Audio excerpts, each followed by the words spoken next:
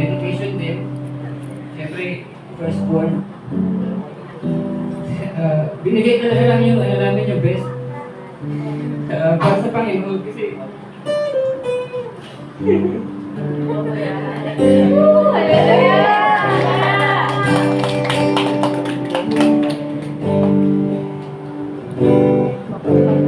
kasi kung sa amin lang, hindi namin kaya maganda ng ganito. Kasi hiningin talaga namin sa Panginoon, sabi ko, Lord, kung binigay mo sa amin ito, ikaw mag-provide lahat ng pangangailangan ng batang ito. So, firstborn, so binigay talaga namin yung best namin kahit higit pa sa nakayanan. Talagang, alam naman namin na si Lord kasi magbabalik ng lahat ng ito. I believe na our life will never be the same again pagtapos ng dedication ng ito. So, binigay ko na, surrender namin ito sa Panginoon. Si Lord na bahala sa Kanya.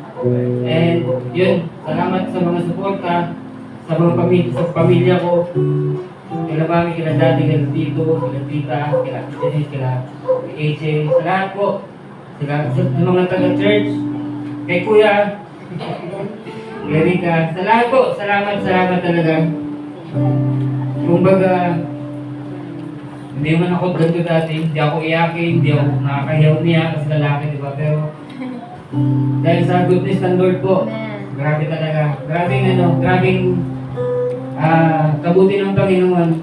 Dahil, kung makikita niyo naman po, yung gwapo niya.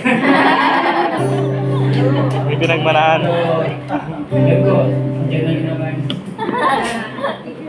Magandang gabi po sa inyong lahat. Gusto ko lang po pasalamat sa lahat po ng pumunta. Gusto ko magpasalamat na yun sa pamilya po namin, sa mga kaibigan, mga taga-church. Gusto ko lang i-share yung goodness ni Lord sa buhay namin mag-asawa. Doon nag-start talaga kami mag-boyfriend-girlfriend. Maraming pagsubok. And hindi ko nga po akalain na maging asawa ko sila. Totoo po kasi parang ito yung pagkakataon din na ma-share ko sa lahat na nag-start kasi kami ni Riz na hindi ko talaga siya gusto, hindi ko siya minahal. So basta maba, pero syempre ito yung time na is for baby Jed. So hindi ko kahit kami minsan nag-usap kami, parang hindi namin maisip na kami yung magkatuluyan. And si baby is isa sa mga blessings talaga na dumating sa buhay namin.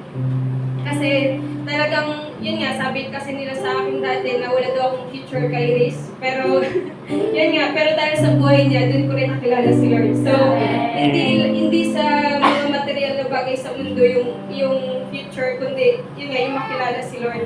And yun nga, yung pangalan ni Baby Jed is, kaya siya Jedediah.